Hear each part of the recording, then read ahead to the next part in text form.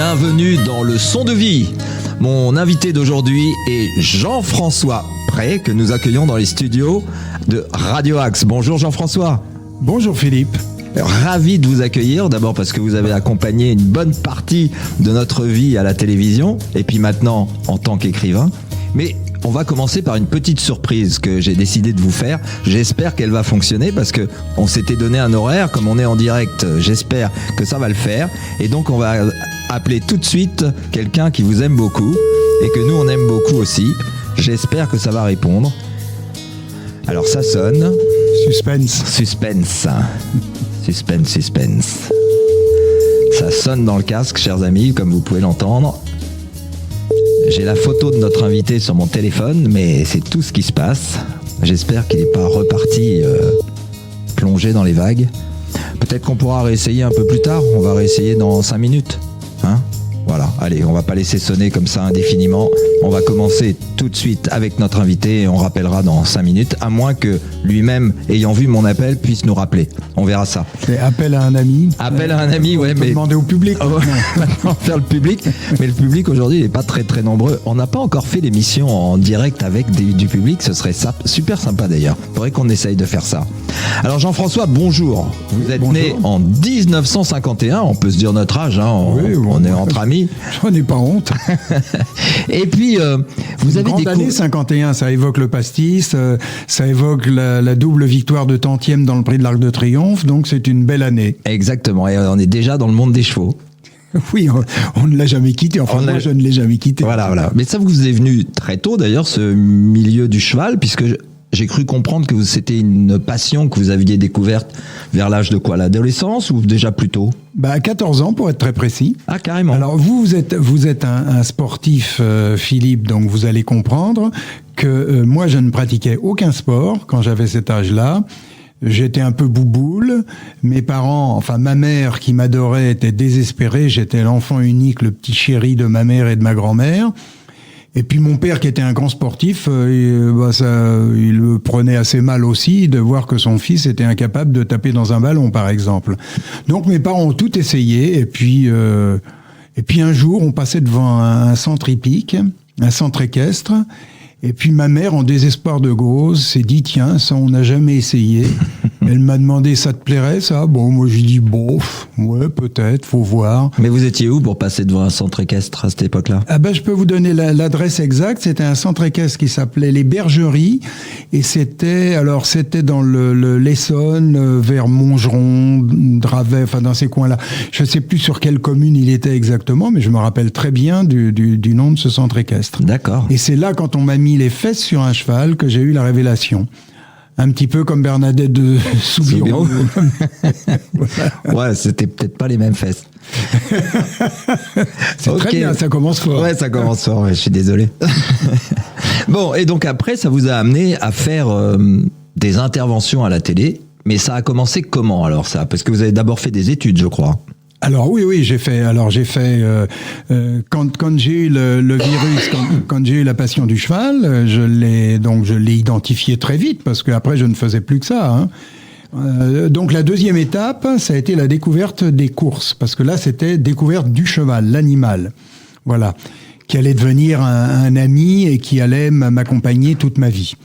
Et ensuite, découverte des courses. Alors, comment s'est faite la découverte des courses ? Bon, mon père était un petit joueur de tiercé, mais comme les gens, à l'époque, tout le monde faisait son petit tiercé le dimanche matin. Ça faisait partie du rituel avec le petit café noir, le croissant, etc.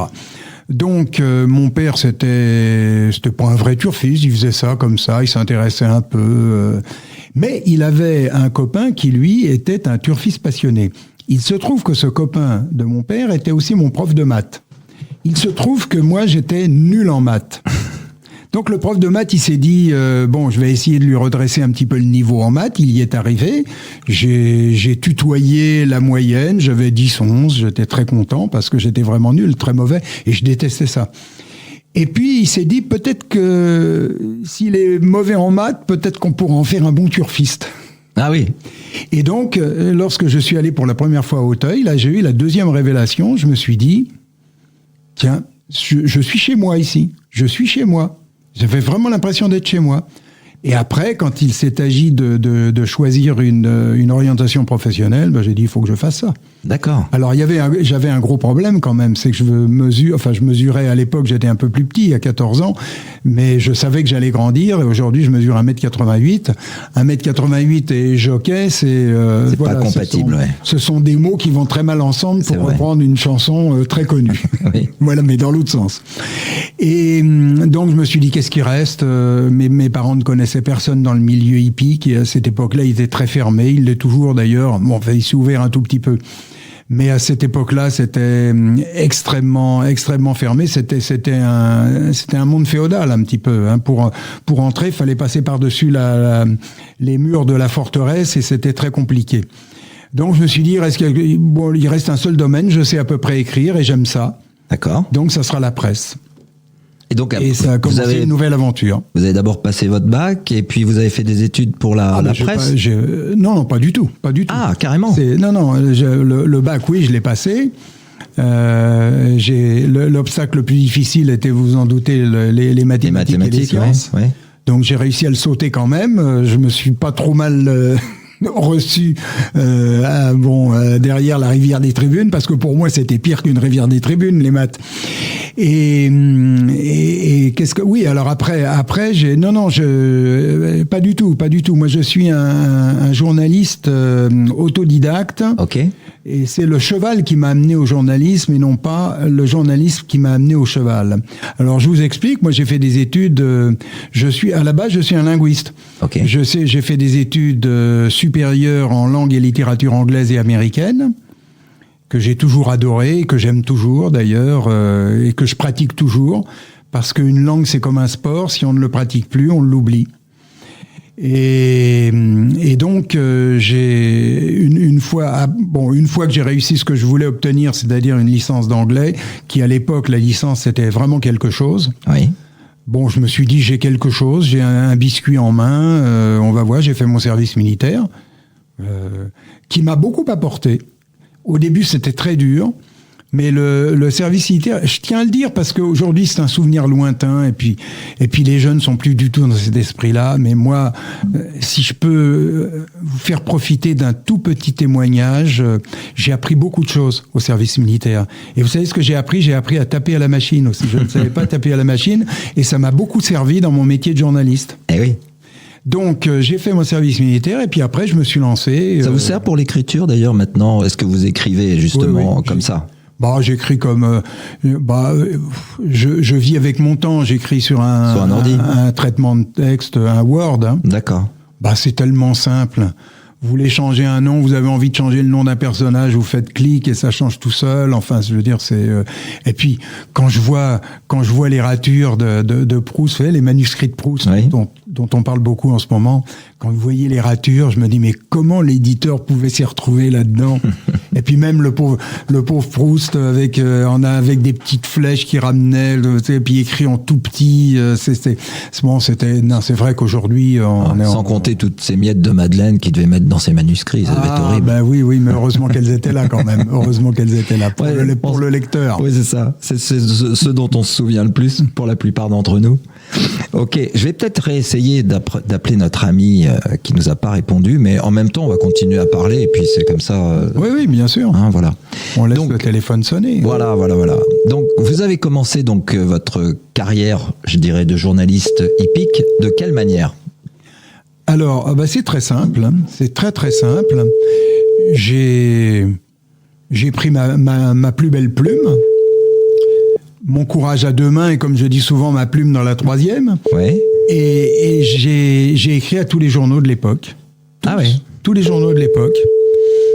Les plus polis m'ont répondu quand même. Un certain nombre m'a répondu parce qu'à l'époque on répondait au courrier. Il n'y avait pas Internet, il n'y avait pas de mail, mais il fallait envoyer la lettre par la poste avec un beau timbre, mais on répondait. Donc les plus courtois m'ont répondu négativement.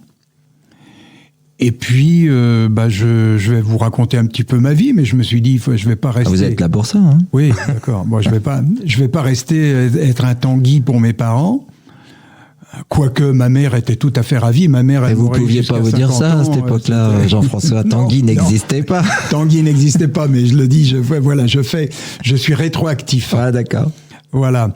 Et donc, je me suis dit, il faut que je fasse quelque chose.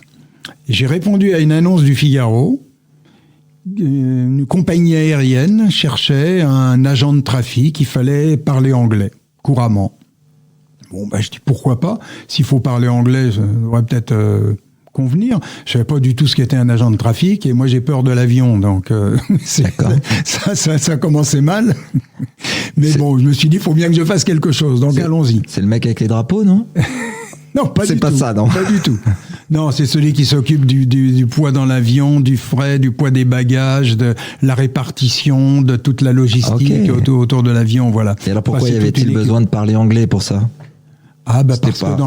Parce que dans le monde de l'aviation, on parle toujours anglais. Ah, d'accord. Vous voyez, les pilotes, quand ils dialoguent avec les tours de contrôle, c'est toujours en anglais. D'accord. Donc, voilà, dans le monde de l'aviation et des transports, mais déjà à cette époque, nous étions au milieu des années 70, donc déjà, la langue anglaise était prégnante. Donc, je me dirige à Orly pour aller à cet entretien d'embauche. Et la compagnie s'appelait El Al. Je savais absolument pas ce qu'était El Al, mais absolument pas. Donc je dis, j'y vais sans savoir en fait la personne qui va peut-être m'embaucher, sans la connaître et sans savoir ce qu'elle fait. C'est déjà intéressant comme démarche. C'est pas mal. Vous n'aviez pas vu le film de Mel Brooks, La folle histoire du monde, alors? Non. Alors que j'adore Mel Brooks. Et vous l'avez vu depuis ou pas? J'aime beaucoup son humour. Non, je l'ai toujours pas vu. D'accord. Parce que c'est au temps des Romains et il y a une galère. Et sur la galère, sur la grande voile, il y a marqué El Al. Ah, voilà, donc. Alors, moi, j'ai découvert ce qu'était El Al à travers un voyant lumineux où il y avait marqué lignes aériennes israéliennes. D'accord. J'ai dit, tiens, j'ai appris quelque chose aujourd'hui. Je suis arrivé dans le bureau, on m'a posé une question. La première question était, est-ce que vous savez ce qu'est El Al? En anglais. Alors j'ai dit, mais enfin, vous me prenez pour qui? Bien sûr, mais bien sûr. Ah, c'est moche. Donc j'ai été engagé. Je suis resté 1 mois. D'accord. Parce qu'au bout d'1 mois, j'ai reçu une lettre d'un journal qui m'a dit, notre collaborateur s'en va, est-ce que vous voulez le remplacer? J'ai dit oui, bien sûr. Donc j'ai dit au revoir aux lignes aériennes israéliennes. D'accord. Où j'avais rencontré des gens sympas. C'était assez amusant comme métier, mais j'ai pas eu le temps de l'apprendre. Et puis, je suis arrivé dans un journal. Alors ça, c'était une folle aventure. Mais je répète, on est dans les années 70. Les années 70, c'était, à mon sens, les plus belles années de cette deuxième moitié du XXe siècle. C'était des années extraordinaires. D'accord. Il y avait un pouvoir d'achat quand on pense aux jeunes d'aujourd'hui. Moi, ça me fait de la peine parce que quand j'imagine, moi, en 70, j'avais 20 ans. Enfin, voilà. Donc, quand j'ai commencé à travailler, j'avais 24 ans. 24 ans, ce que je pouvais faire avec le peu que je gagnais de mon tout petit salaire de journaliste débutant, je pouvais me payer des bons restaurants, je pouvais vivre, partir en voyage et tout ça. Enfin, c'était une autre époque. Une autre époque. Donc, j'entre dans ce journal qui s'appelait Tiercé Magazine, qui depuis est devenu très célèbre parce que racheté par un groupe spécialisé, mais à l'époque, c'était une affaire de famille.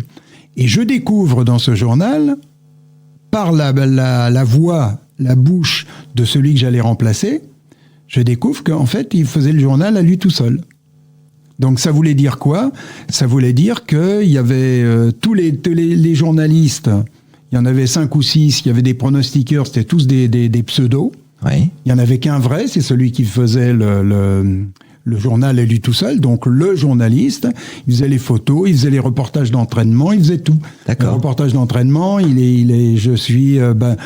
j'étais ce matin à 6h sur la piste des Lions à Chantilly, j'ai vu travailler tel cheval, tout ça c'était bidon parce que vous pouvez pas tout faire. Oui. Vous pouvez pas être à 6h sur les Lions et puis faire le journal en même temps. D'accord. Donc heureusement c'était un hebdomadaire, il y avait qu'un tiercé par semaine à l'époque, donc on avait toute une semaine pour faire le journal, mais on était tout seul. Oui. Et je me souviens, alors je raconte des anecdotes du genre, le personnel de cette entreprise familiale était complètement abruti. Abruti dans le sens fatigué. Oui. Pas dans le sens voilà, qu'on emploie parfois. D'accord. Et je me rappelle, il y avait donc moi je tapais mes articles et ensuite je les portais à la photocomposition.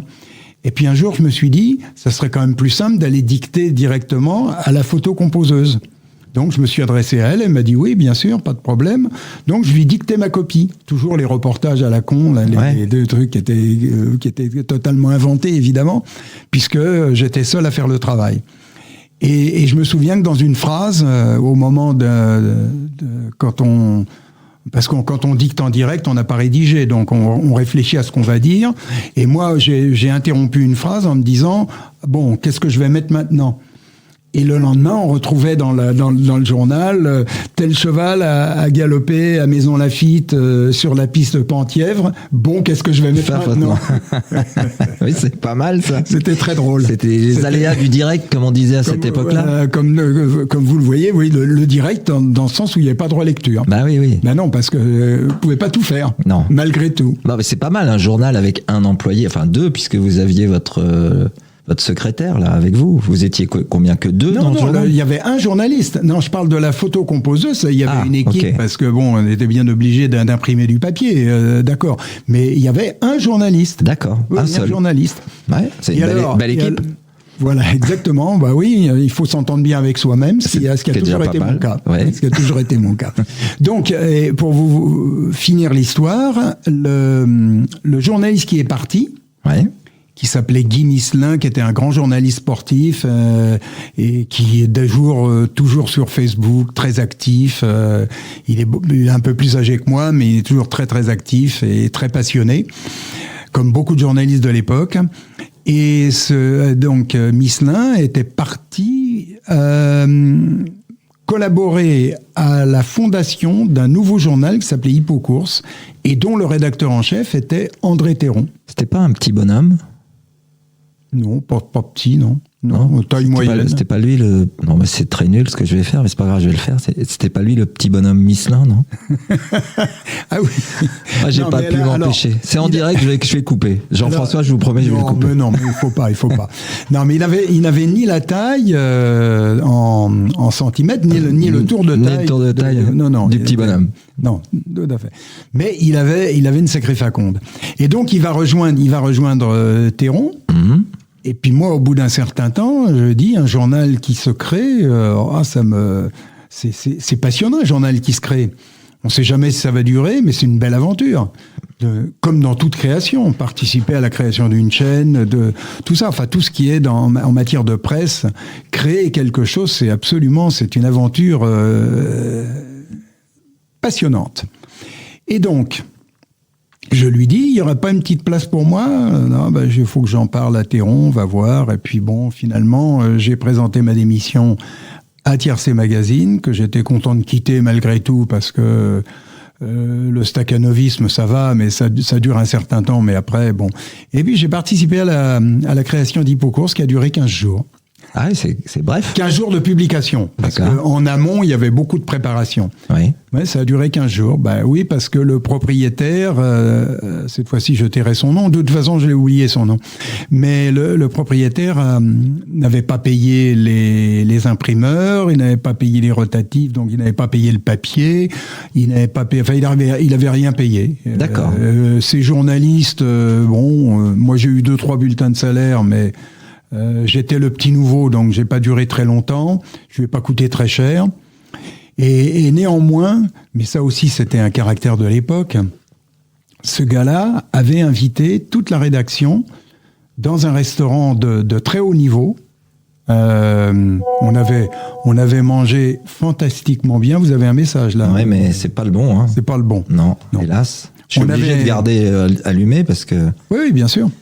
On avait mangé fantastiquement bien, avec le Bourgogne coulait à flot, enfin je me souviens, et j'avais été invité à ce repas, tout petit journaliste, le dernier arrivé, je me demandais un peu ce que je faisais là, mais je me suis dit, bon. Mais quand j'ai appris qu'ensuite il avait rien payé, à mon avis, il a pas payé l'addition non plus. Et il paraît, et on m'a dit qu'il n'avait pas payé la communion de sa fille non plus. D'accord. Ouais. Donc, voilà, donc on s'est tous retrouvés à l'ANPE, à l'époque ça s'appelait l'ANPE, avant d'être Pôle emploi et maintenant France Travail. France Travail qui est un bel oxymore, cela dit en passant, mais bon, je trouve ça drôle. Enfin bon. Donc je me suis retrouvé à la NPE. Et puis c'est... Alors, entre-temps, j'avais bien connu André Théron, on avait sympathisé, et André, il avait tout un réseau. C'est une grande figure du journalisme aussi. Très, très grande figure. C'est un homme extraordinaire. Moi, je lui dois tout. Hein. C'est lui qui m'a mis le pied à l'étrier. Quand je vous raconte. C'est le cas de le dire, le pied à l'étrier. C'est pour dans ça. le milieu hippique. Bravo, bravo. Oui, mais félicitations. Mais quand je vous raconterai comment je suis entré à la télé, c'est grâce à lui. Je lui dois tout. Hein. C'est Théron. C'était vraiment mon mentor. Oui. Et donc, comme il avait un réseau, il avait un ami intime que j'avais connu quand j'étais à Tiercé Magazine, qui s'appelait Roger Paul, qui était que tout le monde appelait le diplomate parce que on l'aurait très bien imaginé ambassadeur, vous savez, dans la pub sur les chocolats Ferrero, le dîner chez l'ambassadeur. Enfin, lui, c'était tout à fait ça. Donc, il méritait tout à fait ce sobriquet de diplomate. Et puis Roger, qui avait des oreilles partout, a appris qu'il y avait une place s'était libérée aux Parisiens.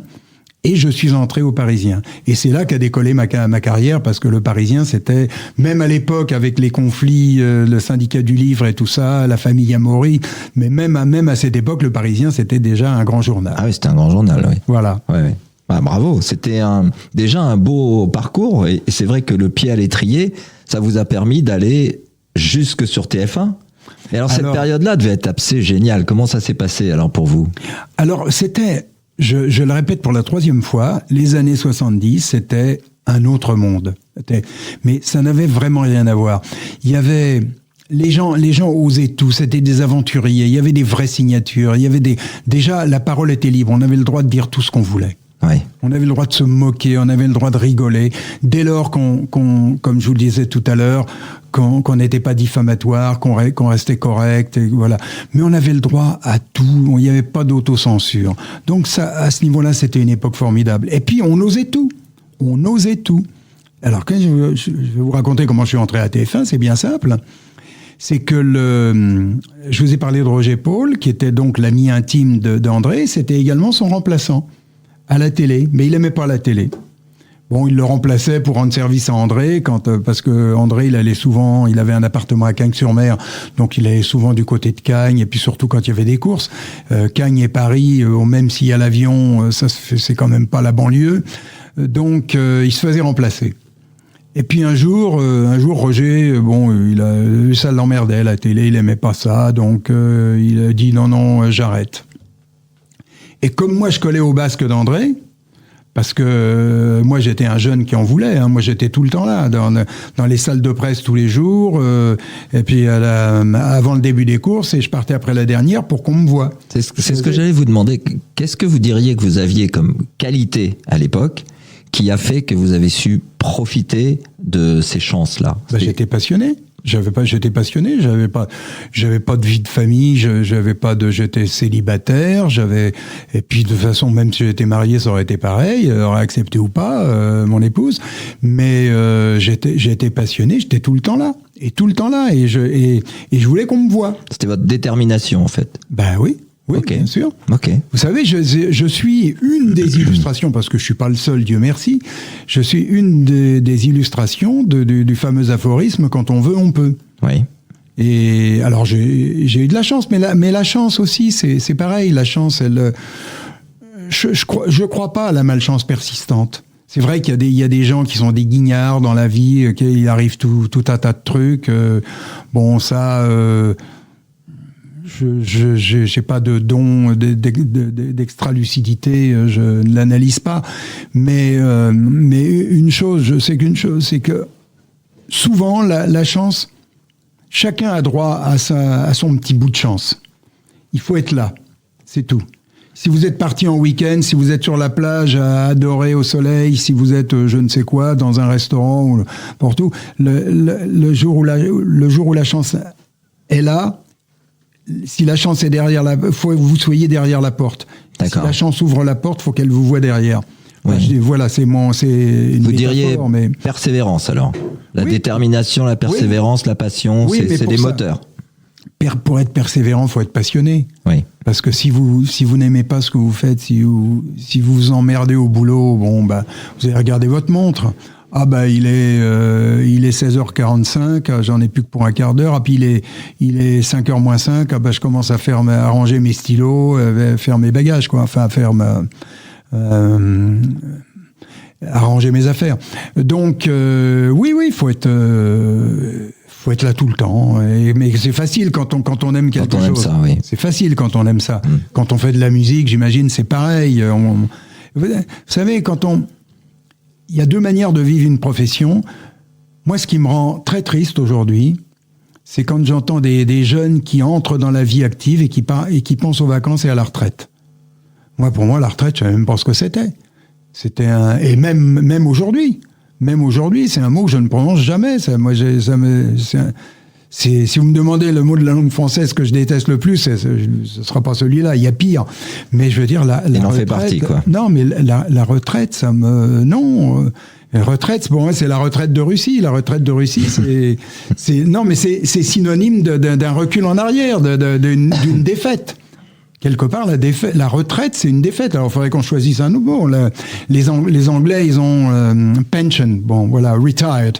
Retired, ça veut dire retiré. Ouais. Bon, c'est pas tout à fait la même signification.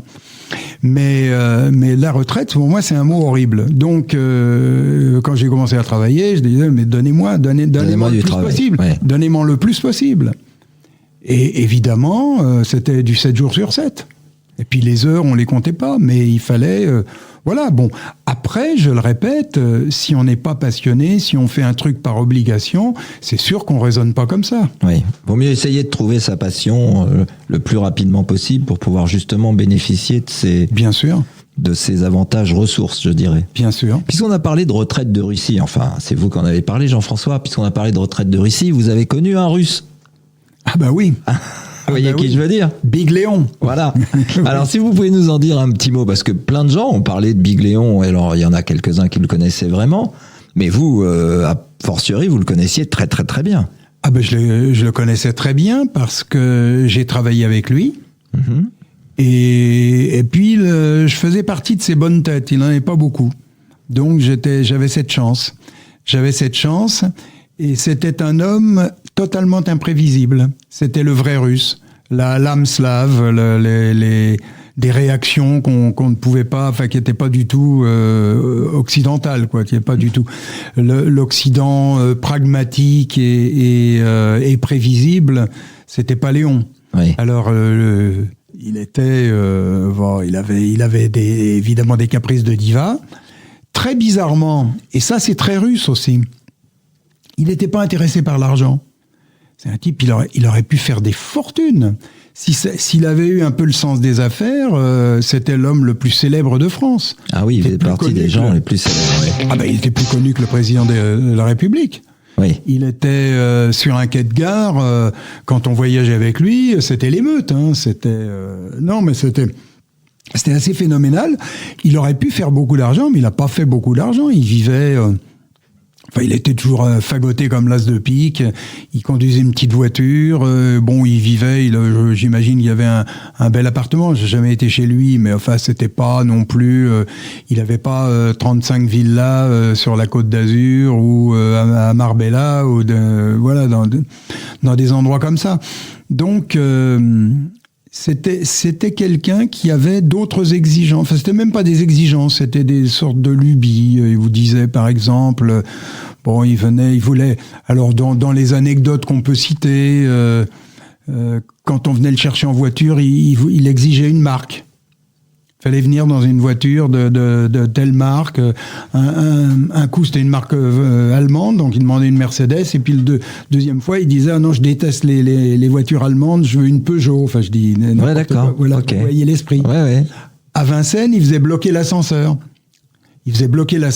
Pour monter seul dedans. Il était en pantoufles quand il allait commenter la course, quand il allait commenter le tiercé. Alors, il y avait tous les propriétaires des chevaux qui couraient, qui faisaient la queue. Quel gabarit il avait? Parce qu'il faisait assez imposant, mais est-ce qu'il était grand? Il était pas petit, il était dans ma mémoire, disons 1m80, 78, 80. D'accord. Voilà. Mais par contre, très fort. Oui, très fort. Ok. Très, très fort. Ouais. Oui. Oui, et puis il avait une voix, une présence. Alors ça c'est inné. Hein. Ouais. Il avait une présence à l'antenne. Vous voyez sur un écran, il cassait la vitre. Hein. Oui, d'accord. Tellement il avait de présence. C'était un grand bonhomme, très très. Et puis il vous apprenait des trucs. Parce que moi, en fait, dans ce que je vous disais tout à l'heure, le fait d'être tout le temps là pour arriver, mais moi j'allais jusqu'à accompagner les commentateurs et je leur proposais à Théron et à Zitrone. Quand ils commentaient une course, j'étais derrière.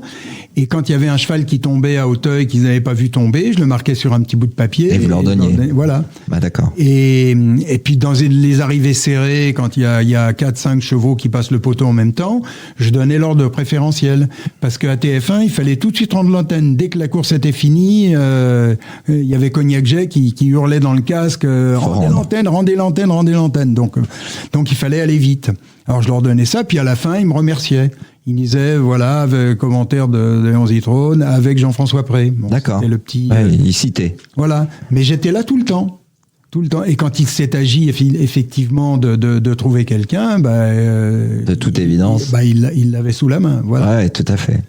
Donc, non, c'était quelqu'un... Oh, je peux vous raconter une des anecdotes les plus drôles, que j'ai mise d'ailleurs dans un bouquin, le seul qui ne soit pas un roman policier, et qui s'appelle Les Tribulations de Monsieur Cheval, et qui est paru il y a 2 ans, et dans lequel je raconte ce genre d'anecdotes. Il y en a beaucoup plus. Il y en a beaucoup, mais oui. celle de Zitrone, elle est tellement drôle.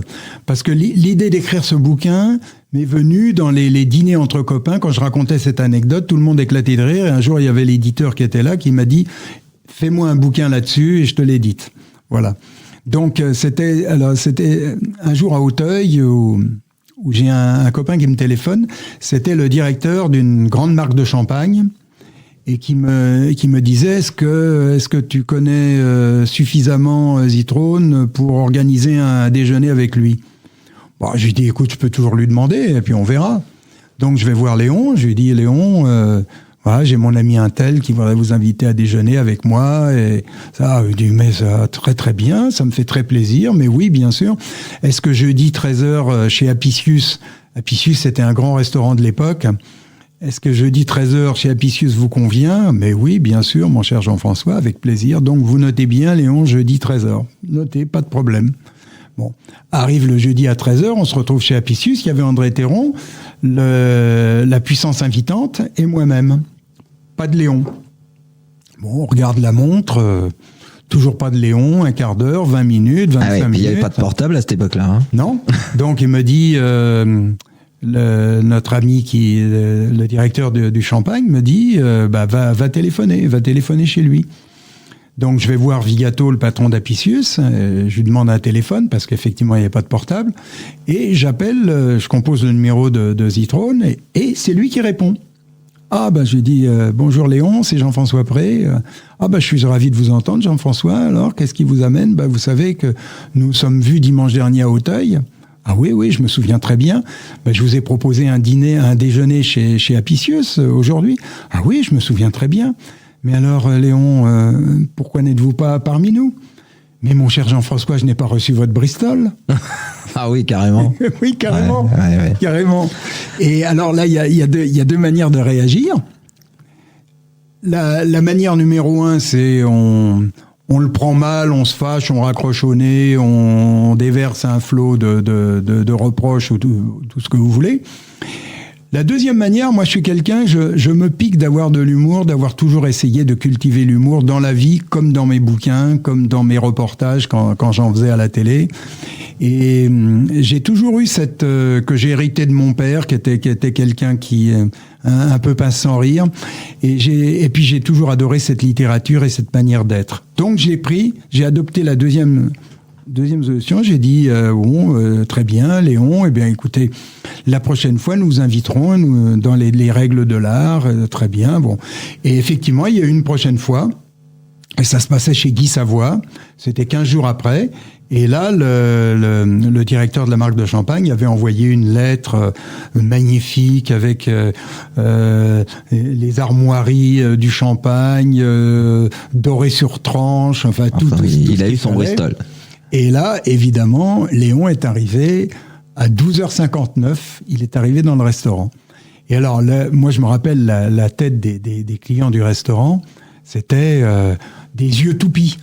Zzz, Léon Zitrone. Et alors, ils regardaient plus leur assiette, ils étaient au théâtre. D'accord. Évidemment, Léon, il adorait ça. Quand il se comme ça, là, il faisait son show. Ouais. Et là, il nous a fait un show. Il nous a fait un vrai show.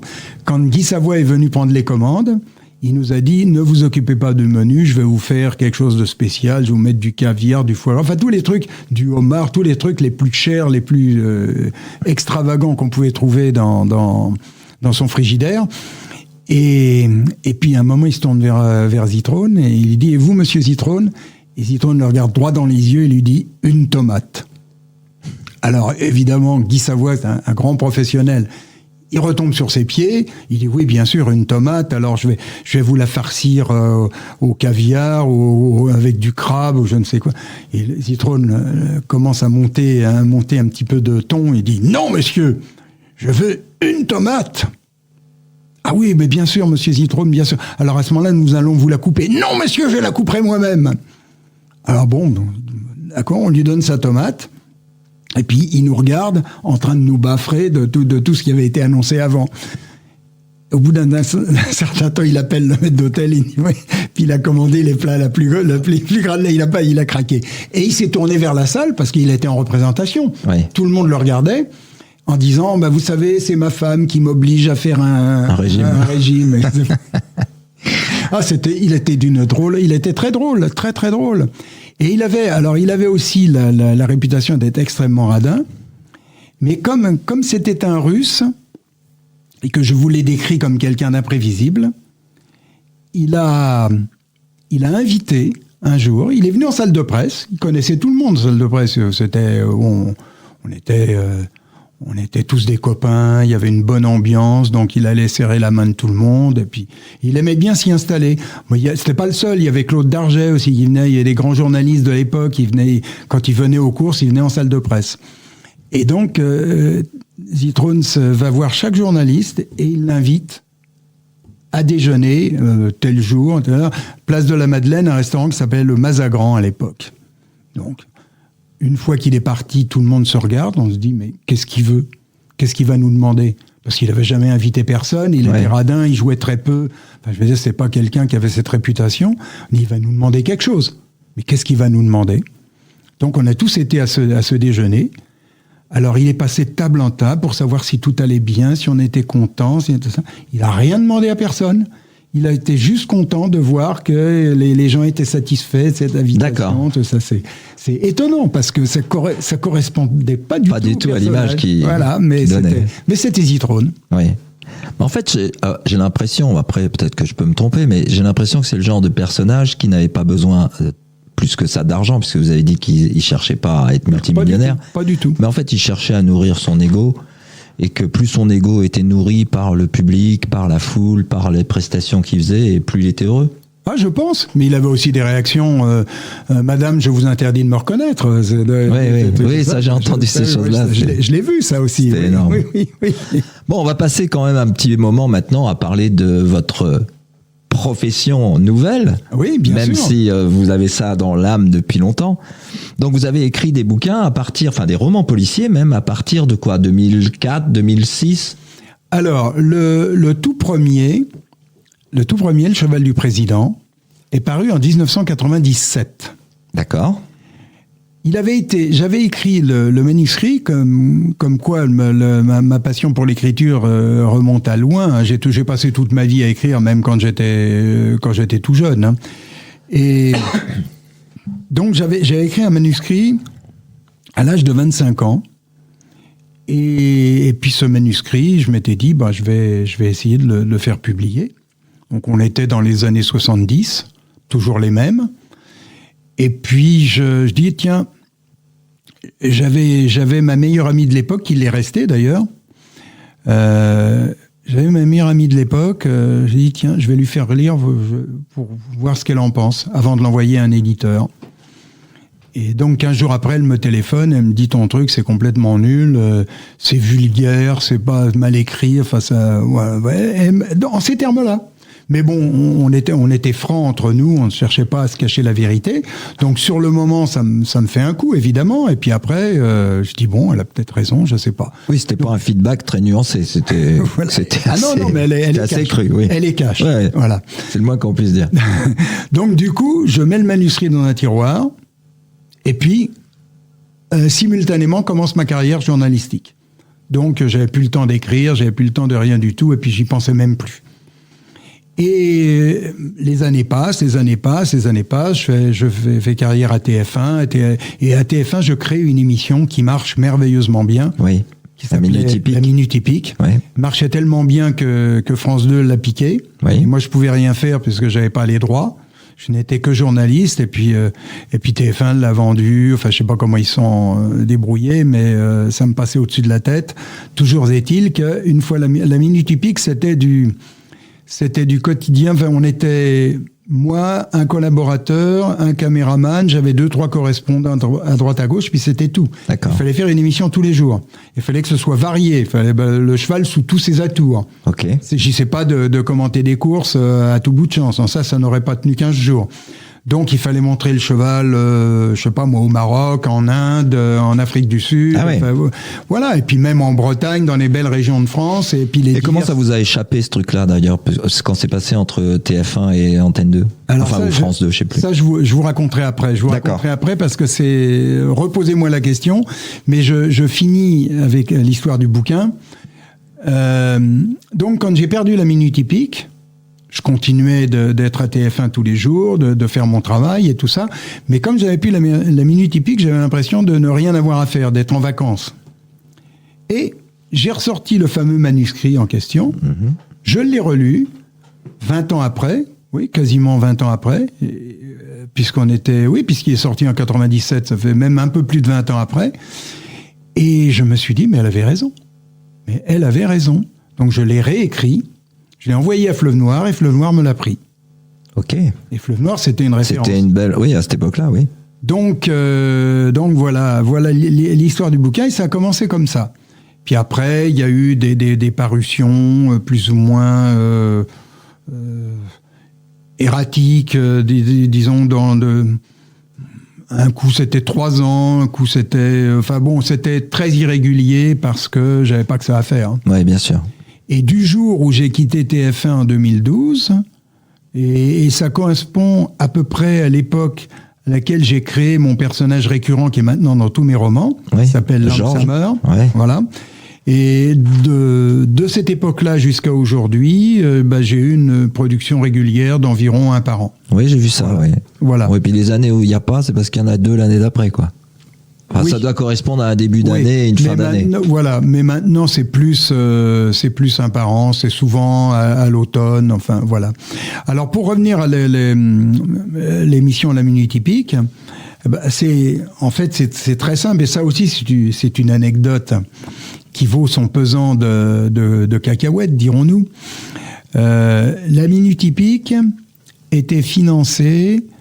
je vous raconte pas la jeunesse, parce que je veux pas être trop long, mais en fait, elle était financée par le PMU à travers une somme qui correspondait peu ou prou, je dirais pas au centime près, mais presque, à ce que versait France Télévisions pour avoir l'exclusivité des courses en direct. D'accord. Quand ils ont appris ça, savoir que l'argent de France Télévisions se retrouvait sur TF1, évidemment, ils l'ont eu en travers de la gorge, et ils n'ont eu de cesse de prendre l'émission pour la retirer de TF1. D'accord. Donc ils ont réussi à le faire. L'émission était rigoureusement la même. Elle a changé de titre, et elle a changé évidemment d'équipe de journalistes. Elle s'appelait À Cheval. Elle a duré 2 ans, le temps que on la fasse oublier, et puis elle s'est perdue dans la nuit des temps. Mais c'était une question politique. D'accord. Mais ils vous ont pas proposé de venir chez eux? Alors, j'ai été tenté à une époque de changer de chaîne. Heureusement, je ne l'ai pas fait, parce que TF1, alors à l'époque, Je sais pas ce qu'il y en est maintenant parce que tous mes vieux copains de TF1 sont tous partis, donc je ne connais plus personne sur la chaîne. Mais à l'époque, je peux vous dire que pour les salariés, à tous les niveaux, hein, pas seulement les journalistes, le personnel technique, enfin tous, hein, c'était une sacrée chaîne. Hein. Oui. Il y avait la rémunération était bien supérieure. Alors il y a eu qu'une chaîne qui a fait une surenchère, c'était la chaîne de Berlusconi et de Lagardère, la 5, ouais. Qui a fait une surenchère, mais au bout de 6 mois ils sont tous revenus. Hein. Ah oui. Ben oui, parce que ça a doublé ou triplé les salaires sur un temps limité, ça ne vaut pas avoir une rémunération régulière sur des dizaines et des dizaines d'années. Oui, bien sûr. Ok.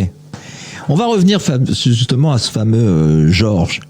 Oui. Comment il vous est venu est-ce que c'est quelque chose, une inspiration de quelqu'un que vous avez vu dans votre parcours dans le monde hippique? Est-ce que c'est quelque chose qui vient purement de votre imagination? C'est quoi la référence? Parce que le nom paraît un peu anglo-saxon. Alors il n'est pas anglo-saxon. Langsamer, c'est de l'allemand. Ah, ok. Langsamer, ça veut dire nonchalant, qui va doucement. Ok. Et pourquoi c'est de l'allemand? Pourquoi il s'appelle comme ça? Parce qu'il est alsacien. Il est alsacien exporté à Deauville. D'accord. Mais voilà. Alors, la création du personnage... Vous savez, quand on nous demande dans les salons du livre, par exemple, pas plus tard que hier, non, qu'avant-hier. Hier, j'étais à Saint-Cloud. Avant-hier, j'étais au salon du livre de Hier, dans l'Essonne, avec un monde fou, qui a très très bien marché. Et on pose souvent la question aux auteurs, on pense comment, on l'a posé à Jacques Sausset qui était à côté de moi, on me l'a posé à moi, comment ça vous vient les idées? Alors Jacques, il a donné sa version, il a répondu, moi je ne sais pas répondre à ça, parce que j'ai une idée, elle vient comme ça, elle peut venir alors qu'on est en train de discuter, je peux dire tiens, je vais organiser un crime dans ce studio, pourquoi pas, parce que l'ambiance s'y prête un petit peu, c'est un peu mystérieux, ça fait... Il y a des gens dans le studio que vous avez envie de tuer, alors visiblement. Non, mais moi je ne tue personne dans le monde réel, heureusement. Ah d'accord, oui. Heureusement. Mais je me venge par plume interposée. Et non, c'est pour vous Nordine, dire tu sais qu'on sera dans le prochain livre de Jean-François. Je ne sais pas dans quel état on va être, mais on va faire vachement gaffe. Hein. Tout ça, c'est pour nous inciter à lire le prochain. Pourquoi pas? Ce serait une le bonne prochain, idée. Je suis en train de l'écrire, donc je ne serai pas dedans. Non, ce sera celui d'après. Ce sera celui d'après, voilà. Okay. Mais non, mais vous savez, vous marchez dans la rue, vous voyez un type ou une femme qui a une gueule spéciale, enfin qui vous fait quelque chose. Je sais pas. Puis vous voyez une devanture d'une boutique, n'importe quoi. Vous savez, l'esprit humain est très complexe. Hein. Ah oui, tout à fait. C'est une véritable alchimie. Qu'est-ce qui se passe là-dedans? Je peux pas vous dire. Mais un jour, je me réveille avec une idée. Oui, mais parfois on sait d'où viennent ces influences, parfois pas, bien entendu. Mais parfois on sait ce qui nous a influencé. C'était un peu pour ça dans ma question. Mais je comprends très bien qu'on puisse ne pas savoir non plus, parce que. Non. Moi, je peux vous parler de mes influences littéraires. Oui. Ça, c'est facile. Mais mes influences de création de personnages, c'est plus difficile. De création de personnages. C'est quand on pense à une intrigue, après on pense aux personnages qui vont avec l'intrigue. Donc c'est pas trop difficile. Mais pour revenir à Langsamer, puisque vous me demandiez la genèse de sa création, à Langsamer déjà, j'ai voulu qu'il ne me ressemble absolument pas physiquement. D'accord. Pour pas que les gens puissent s'imaginer que c'est moi. Oui. Bon, parce que les gens qui vous connaissent, alors qui vous connaissent bien, alors le cercle rapproché des amis, mais aussi les relations où les gens qui vous connaissent un peu, ils vont toujours chercher dans le bouquin. Qu'est-ce qui se rapproche de vous? Où est-ce qu'il s'est mis? Ouais. Où est-ce qu'il s'est mis? D'accord. Qu'est-ce qu'il y a de lui dedans, quoi? Alors moi à ça je réponds que si j'écris un bouquin, il y a deux manières de le faire. Parce que écrire un bouquin, c'est aussi un travail de journaliste. Il faut se documenter. Quand on connaît le sujet et quand on connaît les personnages, on se documente moins. Donc il y a moins de travail. Donc moi, en général, je traite des sujets que je connais. Si par exemple mes héros ils boivent du whisky, c'est parce que je suis un amateur de whisky. S'ils ils fument le cigare, c'est parce que je suis aussi un amateur de cigares. Voilà, et plein de trucs comme ça. Langsamer, il aime bien les courses. Donc quand il va aux courses, je sais le mettre en scène. Voilà. Et il joue au golf aussi un petit peu. D'accord. Ouais, donc voilà. c'est ce qu'on retrouve de vous dans le bouquin. Et par la force des choses, c'est pas parce que je veux parler de moi, c'est parce que imaginez que Langsamer, j'en fasse un joueur de foot. Je vous disais tout à l'heure, le foot, j'y connais rien. Je serais obligé de me documenter. Eh oui. Donc pour savoir, connaître les termes techniques et tout ça. Avec les chevaux et avec le golf, j'ai pas besoin de me documenter, je les connais. Vous donc je gagne du temps. Vous gagnez du temps. Et c'est dans cet esprit-là. Après, le bonhomme, j'ai fait en sorte qu'il me ressemble absolument pas physiquement. Maintenant, dans la vie, c'est un solitaire, c'est un grand solitaire, et moi je suis aussi un solitaire. Même si je suis marié, j'ai l'esprit indépendant du solitaire. Et ça ne se voit pas parce que je suis quelqu'un d'assez sociable, j'ai un cercle d'amis assez large, je suis convivial et épicurien, mais au fond de mon âme, je suis un solitaire. Voilà. Donc j'ai voulu qu'il soit aussi comme ça.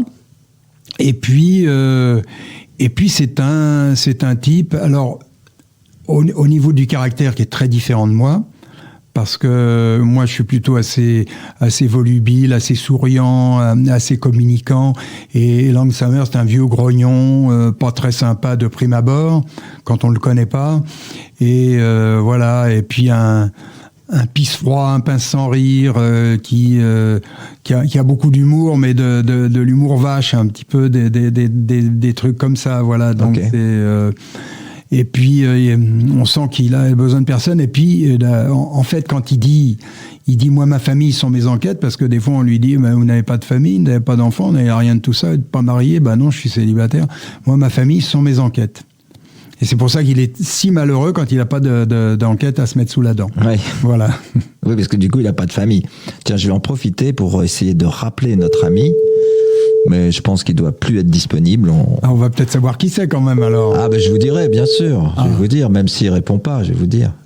Le correspondant mystérieux. Alors, le correspondant mystérieux, il est à Marrakech. Je ne sais pas si vous savez qui ça peut être. Il est à Marrakech en ce moment. À Marrakech en ce moment. J'ai un ami qui est au Maroc, mais il a Essaouira, lui. Alors ça doit pas être. Alors peut-être qu'il a bougé. Hein. Moi, il m'a parlé de Marrakech tout à l'heure, mais bon. Visiblement, il est parti dans des activités inavouables.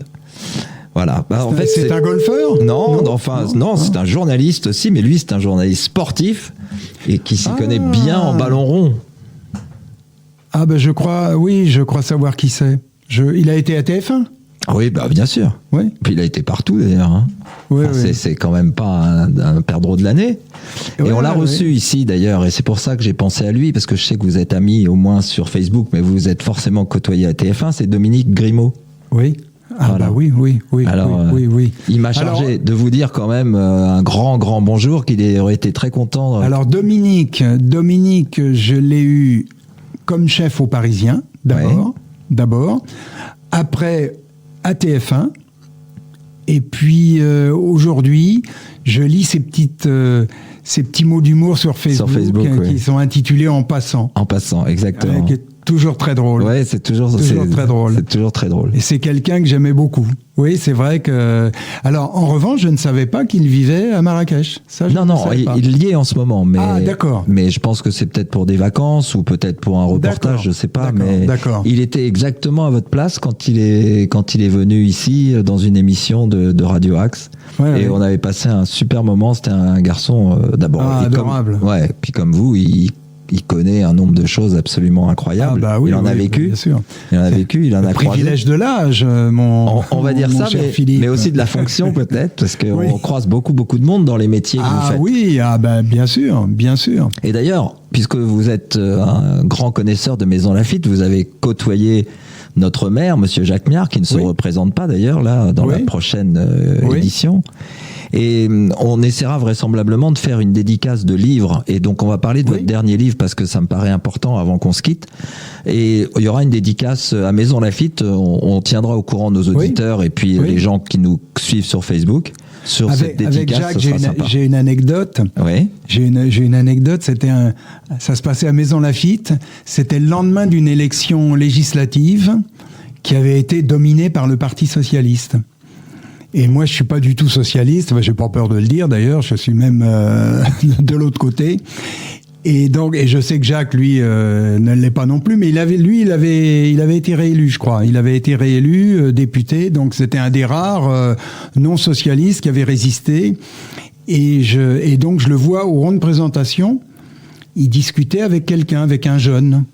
Donc je m'approche d'eux, le jeune je le connaissais pas, je vais voir Jacques, et puis j'ai dit Jacques, je te félicite, t'es un des rares à avoir résisté à la peste rose. Et il me dit tiens je te présente le député socialiste et là je me suis senti con. Ouais. Oui, parce que la peste rose, c'était un peu fort quand même. Oui, mais je me suis senti un peu idiot. Gêné, ouais. Je pensais qu'il était avec un copain et tout ça. Donc, après, je me suis excusé. Mais l'homme en question, dont j'ai oublié le nom, l'a pris en rigolant. D'accord. Il avait de l'humour, bon, ça l'a bien fait rire et tout le monde a bien rigolé. Voilà. Ouais, non, mais et donc Jacques ne se représente pas, mais lui aussi, il écrit pas mal de choses et je suppose et j'espère pour lui que sa carrière politique ne va pas s'arrêter. Il n'a pas la langue dans sa poche en tout cas. Non. Ça c'est bien. Non, ça c'est clair. Voilà, ça c'est pour la parenthèse Maison Laffitte. On se rapproche de la fin de l'émission. Il nous reste combien de temps, Nordine, à peu près ? 4 minutes. Bon, c'est bien. En 4 minutes, on va pouvoir parler de notre dernier bouquin. Alors, bouquin. Moi, je disais beaucoup de choses en 1 minute à l'époque. Donc, en 4 minutes, c'est l'opulence. Ça va être 4 fois plus. Donc, allez, présentez-nous ce dernier bouquin, Jean-François. C'est vous qui le ferez bien mieux que moi. Alors, Les Patterson. Le sous-titre, c'est Une famille en or. C'est de l'or qui brûle les doigts, comme je dis, parce que c'est vraiment pas une famille très sympathique. Et encore, j'emploie des euphémismes. Alors, le vieux Patterson, là, qui s'appelle CW, il fête ses 101 ans dans son manoir breton.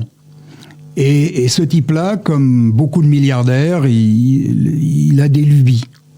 Et sa lubie, c'est d'avoir un invité surprise. D'accord. Qu'il va tirer au sort dans le bottin. Comme nous aujourd'hui. Là, c'est vraiment tiré au sort. C'est vraiment de la surprise. C'est-à-dire, il ouvre le bottin. Et il met le doigt. Et il prend un stylo, et puis il va, et puis là, ça s'arrête sur un nom, et il invite l'invité surprise. Voilà. Évidemment, ça tombe sur Langue sa mère. Sans ça, il n'y aurait pas de bouquin. D'accord. Voilà. Bon. Alors, vous allez me dire, mais un bottin, il n'y en a plus aujourd'hui. Et ça, je vais vous répondre. Vous avez tout à fait raison. Mais cet homme impose à toute sa famille et à tout son entourage de vivre dans les années 70, qu'il appelle les années 70. Parce qu'il trouve que 70, c'est pas logique. Oui. On fait 50, 40, 50, 60. Pourquoi on dit pas 70? Oui. Voilà. Bon. Donc lui, il appelle ça les années 70. Et il impose à tout le monde de vivre dans ces années-là. Donc, quand on entre chez lui, il n'y a plus de téléphone portable, on n'a plus de montre électronique, on a une vieille montre, la vieille machin, Omega, de ce que vous voulez. On retourne dans le passé. Et on retourne, voilà. Donc, et il impose ça à sa famille. Bon, en plus, c'est un type absolument détestable, qui a un passé sulfureux, enfin, qui a joué un rôle durant le débarquement, la dernière guerre, pas très catholique. Et donc, c'est un type absolument détestable, hein, un vrai tyran. Mais les membres de sa famille, ils sont pas mieux. Ils sont soumis, mais ils sont pas mieux du tout. D'accord. Voilà. Et ça commence dans cette atmosphère-là, dans un manoir breton, où Langue sa mère tombe par hasard. Et évidemment, le type en question va lui dire, il est tellement détesté que on va probablement l'assassiner. Alors Langue sa mère, il dit assassiner à 101 ans, c'est pas trop grave parce que normalement la nature devrait s'en charger avant le criminel.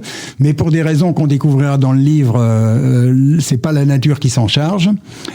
Et puis il y aura d'autres meurtres, évidemment, jusqu'à ce qu'on découvre la très étonnante vérité, comme il se doit dans un des derniers chapitres. Ah bah c'est génial. Jusqu'au bout. Voilà un beau synopsis. Et c'est un bouquin que je dirais par rapport aux autres, à ceux qui l'ont précédé, je dirais que j'en suis assez fier parce que Alors, je ne sais pas ce qu'il va donner puisqu'il est tout juste en vente, mais j'en suis assez fier parce que j'ai beaucoup travaillé sur sa construction. Je trouve qu'il est mieux construit que les précédents. D'accord. Je dis pas qu'il est meilleur, je dis mieux construit dans la construction littéraire, dans la cohérence des chapitres, de l'intrigue. Voilà. Ok, voilà. Voilà, si on n'a pas envie d'acheter ça après tout ce que vous venez de dire, c'est que vraiment on n'aime pas le roman policier. C'est l'auteur qui parle aussi. Bon, ça serait mieux que ce soit un critique objectif. Allez, bon, j'en parlerai, tiens, dès que je vais le lire. Quand est-ce qu'il sort d'ailleurs? Parce que c'est incessant, non? Oui, il sort à la mi-novembre. D'accord. Bon, alors s'il sort à la mi-novembre, ça va être à peu près dans la diffusion de notre émission, donc ça sera parfait. Pile poil dedans. Ça sera parfait. Voilà, on va en parler sur les réseaux sociaux, les amis. Ravi d'avoir passé ce moment avec vous, Jean-François, et j'espère qu'on rêver une meilleure promotion. Voilà, j'espère qu'on en aura d'autres. En tout cas, c'était Leçon de vie, et notre prochaine émission, on ne sait pas quand elle est. C'est le plaisir de cette émission, c'est qu'elle tombe par hasard. Merci Philippe, merci beaucoup. Avec grand plaisir, merci Nordine, Nordine. pour la technique. À bientôt, les amis. À très bientôt.